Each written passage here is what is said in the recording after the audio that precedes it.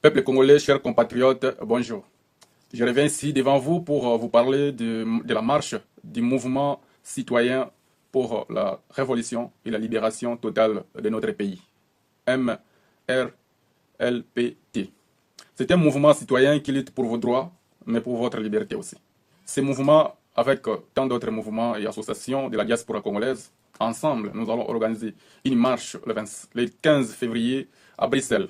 À ceux qui connaissent la porte de Nemours, ou autrement appelée la place Lumumba.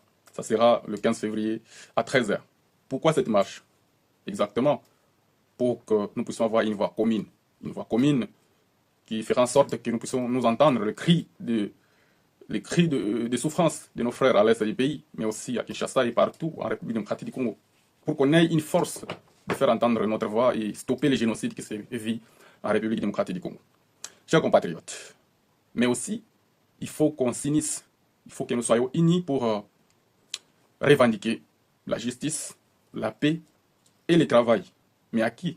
On va revendiquer ça à M. Félix Tshisekedi. C'est lui le sentinelle qui a pris les commandes du pays, c'est lui qui a prêté son serment pour donner du travail aux Congolais, pour garantir leur paix, mais aussi pour rendre justice aux Congolais.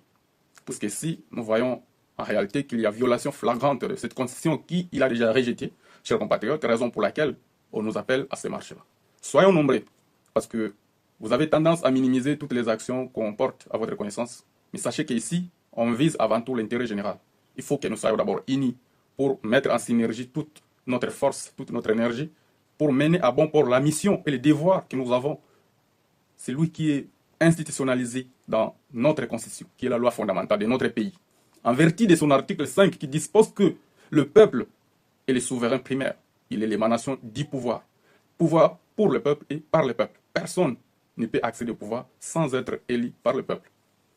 Pourquoi aussi on doit s'unir? Parce que nous devons porter cette voix. Nous devons mettre en action nos revendications, notre combat, celui de mettre hors état de nuire un groupe d'individus qui ont accédé au pouvoir par tricherie et qui continuent d'affirmer leur pouvoir par le détriment de toutes les valeurs de la République, dont les droits humains, dont les détournements, la mégestion. Les chaos qu'ils sont en train de créer, nous la revivons de génération en génération si nous n'agissons pas. Chers compatriotes, peuple congolais, l'application stricte de l'article 64 à son alinéa 1, c'est une obligation patriotique. Lisez bien, cet article se trouve dans ce qu'on appelle les devoirs des citoyens. Mais pourquoi c'est les devoirs? Mais c'est parce que c'est obligatoire. La nation a besoin de vous, la nation a besoin de nous. Notre énergie, notre force, nos idées, tout ce que nous pouvons apporter pour que le Congo se redresse, pour que le Congo et les Congolais soient rétablis dans leurs droits. C'est ça que la nation nous demande à ce moment précis, où son intégrité territoriale est mise en danger, où sa survie en tant que nation est remise en cause, où nous constatons l'aliénation de la nation et la souveraineté nationale, mais aussi l'impuissance des pouvoirs publics, l'impuissance des autorités, l'impuissance des animateurs, des institutions, dont le chef de l'État, sa diplomatie et toute son équipe, son gouvernement, qui ont échoué lamentablement. Chers compatriotes, peuple congolais, c'est parce que nos ancêtres ont aspiré à un Congo libre, à un Congo digne, à un Congo respectueux des droits humains, un Congo de justice, un Congo de vérité, de dignité pour toute l'Afrique. C'est ce Congo-là que nous aspirons tous certainement.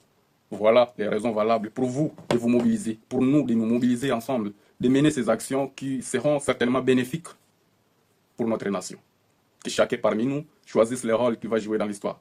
Soit trahir le pays, comme Félix Tshisekedi et toute sa bande de médiocres, ou soit se mobiliser, s'unir, se rassembler autour de cette cause commune qui nous unit, cet espace de 2 345 410 mètres qui est aujourd'hui violé, coupé, morcelé, où ces richesses sont exploitées en bande organisée, sous le leadership et l'impulsion et la vision éclairée de M. Félix Tshisekedi, le traître numéro 1, celui qui a trahi toute la nation. Dans cet espace où on voit aujourd'hui, on organise des exécutions sommaires de Koulouna. Or, les vrais Koulouna se trouvent au palais de la nation. Les vrais Koulouna, c'est Félix Tshisekedi. Les vrais Koulouna, c'est Nicolas Kazadi. Ils sont au Parlement, ils sont au Sénat, ils sont au gouvernement. Et ils volent sans être inquiétés. Pourquoi? Parce qu'ils se sont créés un univers où ils resteront intouchables à vie. Non, chers compatriotes. Lèvons-nous pour arrêter ça. C'est nous qui devons agir pour l'arrêter. Si on ne fait rien, nous avons choisi un mauvais rôle. Choisissons les rôles que nous allons jouer dans l'histoire. La lutte ou rien. le Congo appartient à tous les Congolais. Voilà pourquoi.